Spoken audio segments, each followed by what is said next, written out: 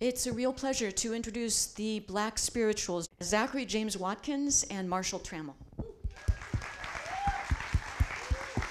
It's so great to see you. I want to begin by asking about your name, the Black Spirituals.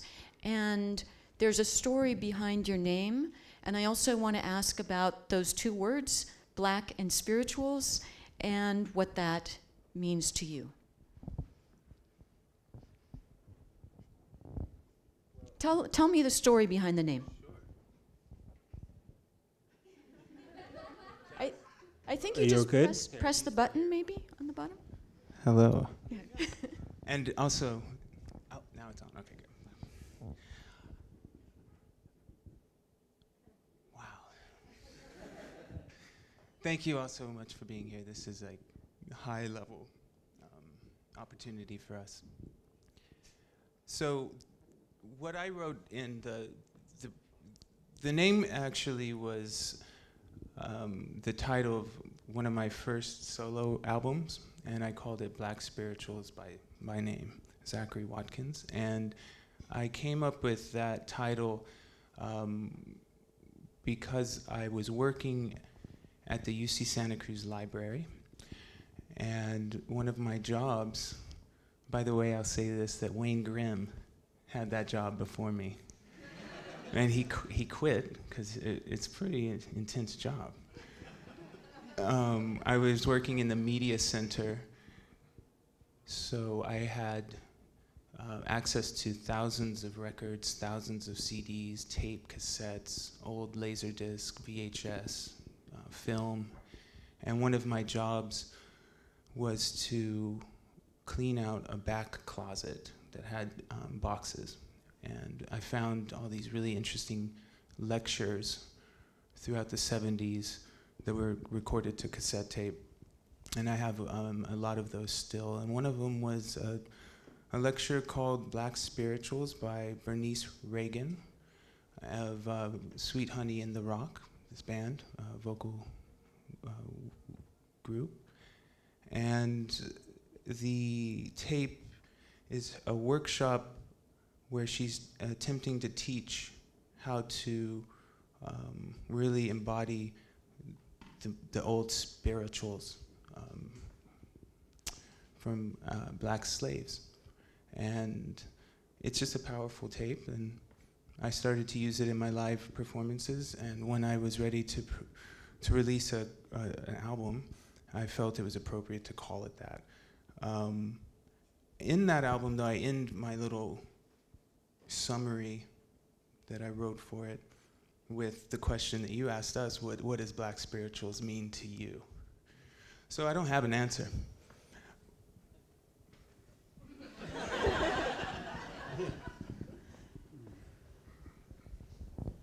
Right, so Zach and I got together and we were forming a band, and we were gonna call it like something else.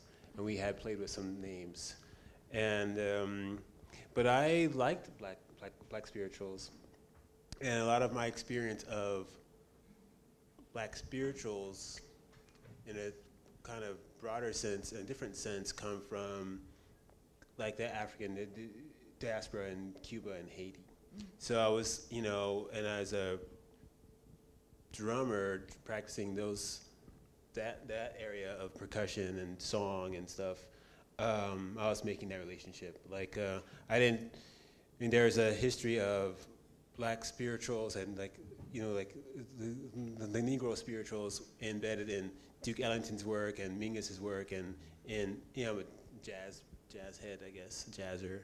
So, but in the African diasporic percussion family, I was really digging on like the echo of African drumming that's embedded in like jazz and funk and those things, and how we mess with the triplet and all that kind of stuff, how we dislocate time. And I feel that more than I feel like gospelic music in churches and whatnot. I don't really imbibe that music that much, but song styles and from the like diasporic African music. And so I was making that relationship a little bit outside, a little bit differently. Yeah. Yeah. I'd like to ask you about your work as a duo, which is really fascinating because I feel like from watching some of your work, I think it subverts expectations of what your duo will be. Because, for instance, Marshall, a lot of people think of drums, they think of rhythm, but I think you're a very melodic drummer somehow. There's a lot of melody in what you do. You think, oh, the melody will be with Zachary and you'll supply rhythm. But in fact, it's sort of, you play with that relationship. And does that seem true to you? Indeed. So I was a punk rock drummer, and a jazz drummer. And I guess in my heroes, I felt were amending the expectations of what drummers were doing. The drummers who worked with Coltrane and Eiler, people like that, they were like, they were recreating, contextualizing the trap set, this multi-instrumental instrument. And so myself, through some influences, I started to create in a way of mapping and addressing this foil, these instruments, and to like decontextualize it. And in this process, I call the multi-aesthetic approach, in which different aesthetic like values, I can approach them through this machine, or So I was interested in like learning as much as I could about different types of music families, and then trying them out in hearing them in my approach to the drum set.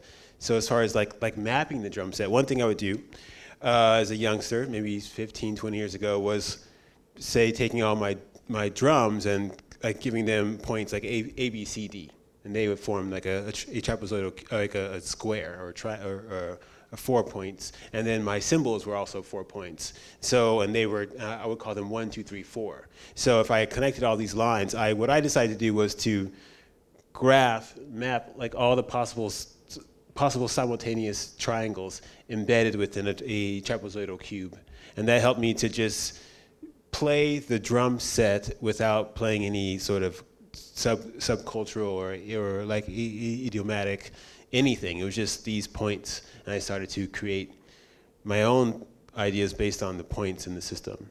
And so that's something archaic to me, or just kind of simple thing that I just moved past. So but it did help me to get around the instrumentation of the drum set, and then to start to forge new ways of playing it that weren't constrained. Well, that answer has brought up a lot of questions, but I wish we had a lot more time. Another thing about you as a duo, and I know this from playing with really great musicians like the trombonist Monique Bozarte in New York, where if we play together, we're doing an improvisation, a piece by Pauline Oliveras, and I don't even know which one is playing what. And I think you have those moments when you play together, because you have this equation 1 + 1 = 3. And I'd like you to talk about that a little bit, but also the idea that you have your own identities, and then you have this amazing thing happen where you don't know even which one of you is making the sound. You're listening so intently, and you achieve something beyond you as individuals. Well, I'm going to just start just because I feel I should, but these are ideas that Marshall's kind of taught me. He's the resident scholar of our band, by the way. I'm just a musician.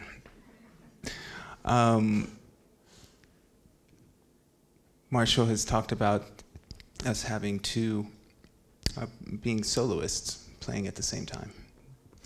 So the solo vernacular combination of words is something that Marshall has been using and the equation 1 + 1 = 3 is this new emergent thing that happens when we do our thing at the same time. And at the same, and simultaneously, we are both listening to each other, and I can hear what you're saying, Sarah, about his playing being melodic. What you'll hear I do is I play with what I call dyads, just 2 notes, and they're tuned really close, and so you'll hear this beating that happens. And I've noticed over the 2-3 years that Marshall is starting to adapt to that kind of rhythm that'll start to happen. So I'm starting to hear that happening with you. So I think that we do influence each other as well. But I think that ultimately, though, I feel like I can really bring me to the table, and I hope Marshall feels like he can do the same. And then we do our things together. And what's your relationship like as a duo? Do you get together a lot to just play? Do you meet several times a week? How does that work? We don't live in the same city anymore. So as our lives are changing, I've recently moved to the Central Valley to support my mother. We used to live 10, 15 blocks apart. So as the markets are affecting us, we just toured, so we got to spend a whole lot of time together. Raven Chacon's in the audience, by the way. Raven Chacon's in the audience. So we're kind of engaging in a new form of our conversations. So our dialogues are happening. So when you're in dialogue with someone, having coffee, it's the same similar thing as like 1 + 1 = 3, because you're listening while she's talking, and and you hope she's listening when you're talking, and then your conversation starts to go off together. So this relationship is what's happening here, and now that our lives are drawing us apart in the different places, we get to continue that, continue this dialogue and this growth. We both work on our own solo work and our own relationships to our instruments daily. And so we don't necessarily rehearse. And it hasn't been necessary yet. And Zach's a composer. We came back from tour, and he just zipped off some he wrote some stuff for someone else. So he has his vernacular stuff that he's developing, and then we're the market demands that we have to be able to be as diverse as possible to change with whatever's going on, so that we can work in different capacity. So this aids that relationship, and we can both enjoy our different scholarship. We plan on doing projects in different parts of the country, different countries, and then also in bringing our soloistic values and our duetistic values, and then also working with people in the places, kind of like being here. We get to work with all the fabulous techs here, all the artists who are working here to add on to our presentation to our the audience and push the music forward. Yeah. That good stuff. And you're both very flexible musicians. You come from a diversity of backgrounds of avant-garde and free jazz and rock and roll. You mentioned punk rock, just a lot going on. Let's talk about, you have some visuals to show, and this is your record cover, which I think is it available tonight? We have 8 copies. 8 copies, okay.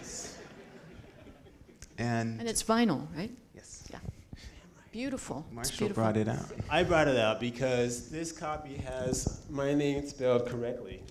2 M's, 2 L's, unlike that lovely original nice resolution. So this was the early version that we thankfully caught in time. But we want to just show this image. Marshall should share a little more, but because again, this is some of the ideas that he's brought to our relationship. This is a quilt pattern from what Marshall is saying is the Underground Railroad era. And apparently, during the abolitionist movement, there were advocates who would place special quilts outside with coded designs. And this one's the North Star. This one's my dad's pottery. And so what I'm doing here is just showing you, though, that the texture, we're remixing these. And Marshall will tell you more about that idea, but our remix started with my idea that I wanted texture to be a part of the design. And this is a piece of my father's. It's a raku firing technique. So then we get this out of that. The one to the right is hard to tell, but it's called the Wagon Wheel. And the Wagon Wheel meant... It literally meant there's some transpo waiting for you. If you made it to this point, to away from the slave masters, you got to this spot. You saw this wagon wheel emblem, which is on our tape, on our record here, and on our tape too. But you're close to getting on the wagon and getting free, getting freer. So. And we want to show this only because that's what you're going to hear tonight. Oh, before we get to that point, and I want to mention that on the tables and on some of the railings, you can find these pieces of paper, and that's what's. Well, we'll talk about that in a moment. But I want to ask you just first about working at the Exploratorium and what you've been doing. You've been having a sort of residency here, working here, and what inspires you about this place? What have you've used an echo tube? So tell us about working at the Exploratorium.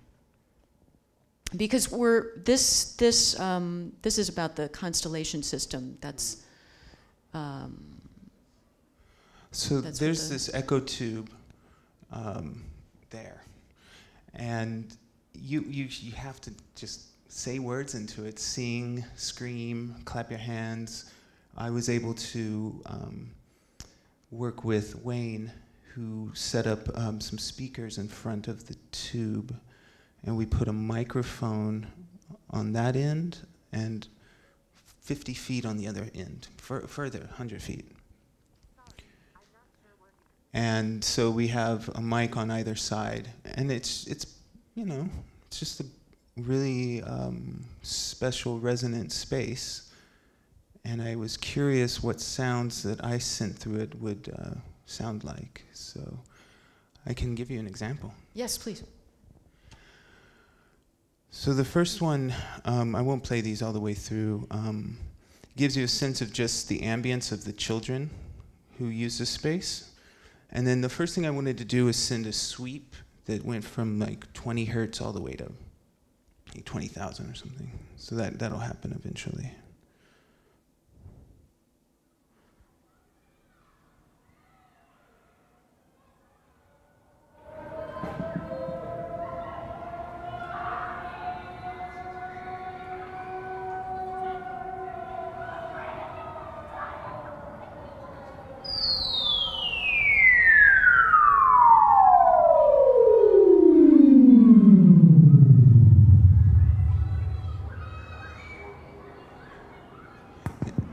And I did that so I could hear if there was any resonant frequency, and I found that, and you can hear it too, in the mid to low end, it starts to get kind of muddy.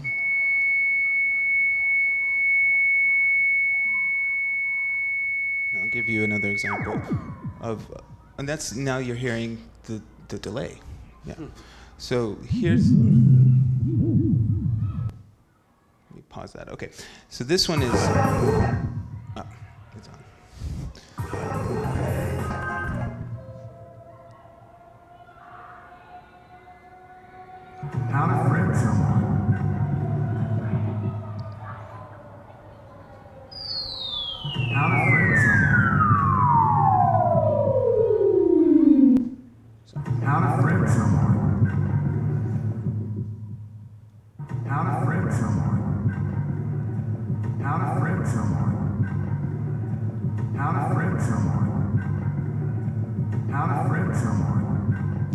The sound of voice in it, and I'll let it play just a little longer.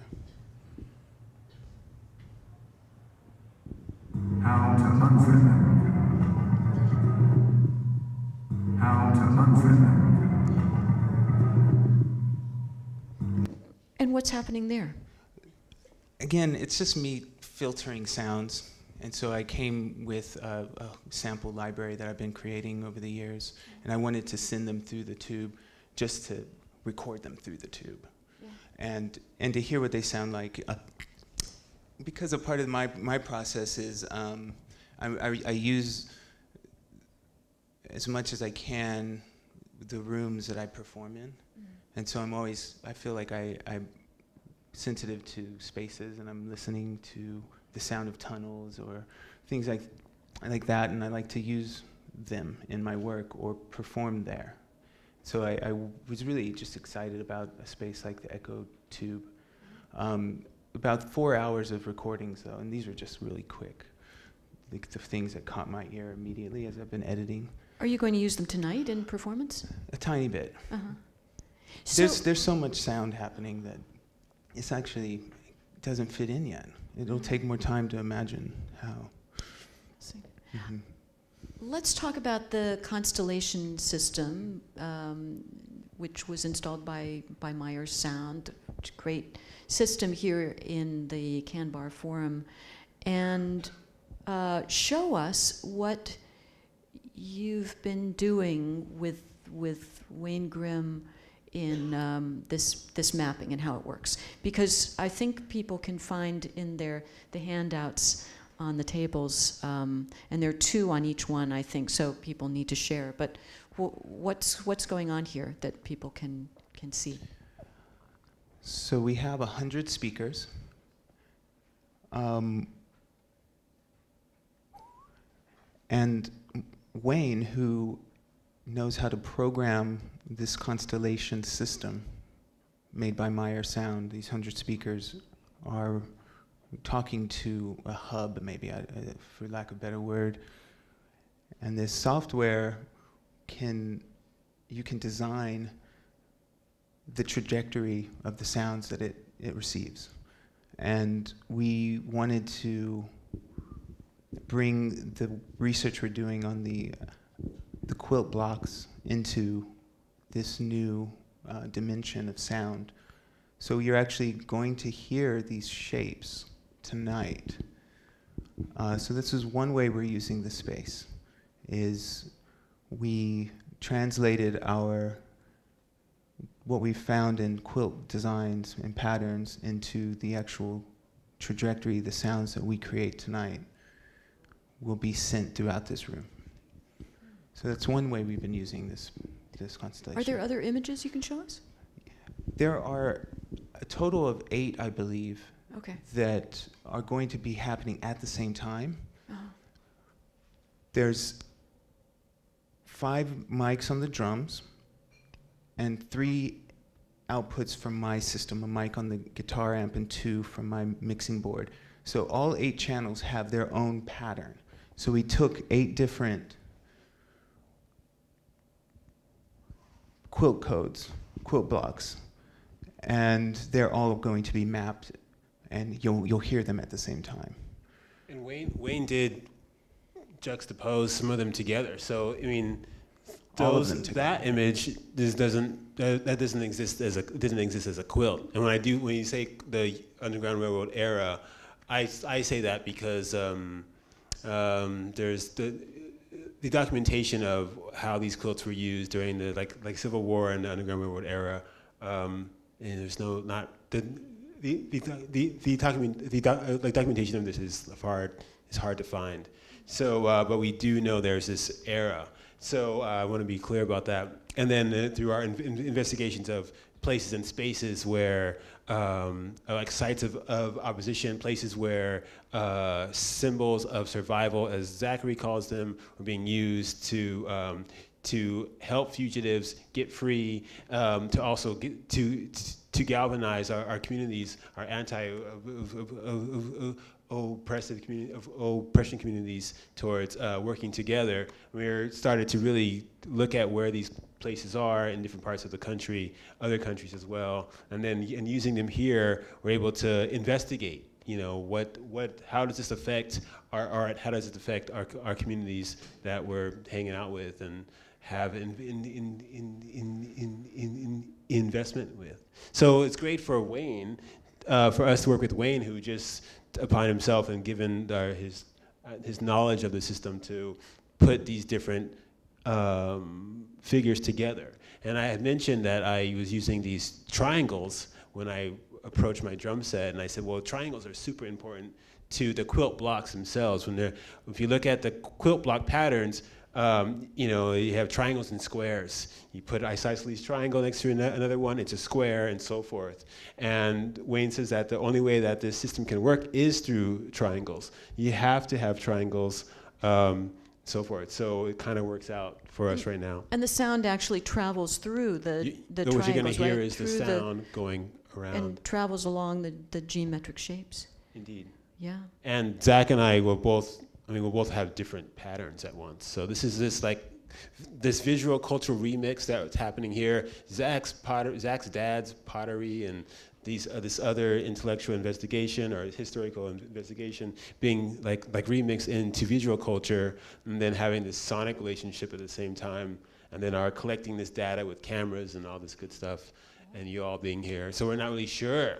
Like, we're kind of hoping that you'll let us know what's happening here, on our guest list or whatever, contact list, or email us and let us know what, if anything, is reaching you out here with this through this work. One more question, just tell us a little bit about what's on stage. Marshall, tell us about your drum set. What's anything special? Small bass drum. That's a very small bass drum. I've had 5 bass drums. This one is the easiest one to carry. I had it from a 22-inch down to a 16-inch. And it was made for a child's drum set. And I just stripped the lacquer off of it and took off the back head because I wanted more sound. Hopefully it sounds okay, but it was easier to carry. VJ Anderson gave me that floor tom, my old housemate. He's a jazz drummer. I was playing with a maple one. It was better, like better quality, but heavier to carry. And then I have a piccolo-ish snare drum, Gretsch snare. And then just the other day, my old buddy Akanyele gave me that deeper snare drum. Because when we were in Seattle recording at Avast Studios, I was using 2 snare drums because they had all these drums. They just actually super great. They had tons of drums and tons of cymbals, and they just let me just do what I wanted. So I recorded a solo record, or some solo stuff, which is on another drum set, and then also with this drum set. So you have this newish configuration with this other deeper snare drum, and it needs some work, so I kind of took off the bottom head. So it's going to have a timbali sound. So I'm trying out those sounds tonight. And there's a cowbell, ice bell, which I first saw that was the drummer from Primus had an ice bell. Remember Primus, Bay Area band? He had an ice bell, and they were ridiculous. So I have one many years later. And it's pretty simple. Zachary, what do you have over there? I play a guitar and a bass. Then I have a little software that I've been using for about 7 years that took me a lot of help and time to kind of design. And then a few sound sources that are kind of hacked guitar pedals. And they make kind of analog synth tones. And then the actual, I guess, signal path for the guitar or bass is going through an extremely preamped, like 4 different preamps turned on all the way. So it turns into this really resonant, rich, harmonic timbre. And so that's kind of where my work has kind of led me, is I'm really interested in rich timbre. Yeah, lots of harmonics. Anything to tell us about the performance before we take a break? Well, we're going to improvise, and we have been doing this together for 3 years, and we just came off of a tour, and I feel like we have a really strong relationship. We're both friends. Now, tell me about, just one more question. I saw somewhere you talked about improvised composition. And this is something that Roscoe Mitchell talked about in this series last year, improvised composition. And in my world, there's either composition or there's improvisation, but improvised composition is sort of an oxymoron. So tell me what that's about. From my perspective, I think about things before I play, and then I'll improvise within those modes. So I have a tuning system for my guitar and bass, and they kind of encourage me to go certain places. So you'll actually, if you hear us more than once, you'll start to recognize intervals that I play. So that's like not fully improvised. I know that sounds good, and I'll probably play it again. So that I think could be that. And I am starting to think about how to recognize my style of improvisation when I actually know there's few intervals that I will use every time. It's not completely improvised at that point. So I have to continue to think about that, Sarah. But so wouldn't that be called a structured improvisation? I would say so, sure. Uh-huh. Yeah. Mm-hmm. Absolutely. Okay, so what I do in my art practice is that I kind of follow this like modular composition that I was influenced by Anthony Braxton's way that he would compose. He would compose these like modular pieces, and then he would keep rearrange them for his musicians. You know, Sun Ra did the same thing. And in Batal music, you have all strumming practices. You have modules of like rhythms that change, and then they're like interrelated. And so I practice that stuff, but usually when I'm performing, I'm an improviser. I may improvise compositionally. There may be like spontaneous composition that happens, but that's just like a byproduct of like just really like just being right here, right now. So. I mean, it's an interesting concept, because I think Roscoe Mitchell's point was that a composition doesn't necessarily have to be notated and right in front of you and put into a score, and that so it's kind of a nebulous territory. Yeah, but so why do we have it? You know, if it's like why does it come up? I mean, you read about these musicians, it comes up, it's been coming up, and I don't know why it comes up.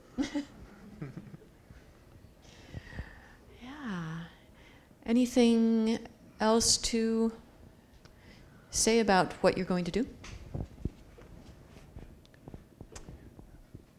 I think that you'll hear it. Yeah. Thank you. Yeah. Thank you.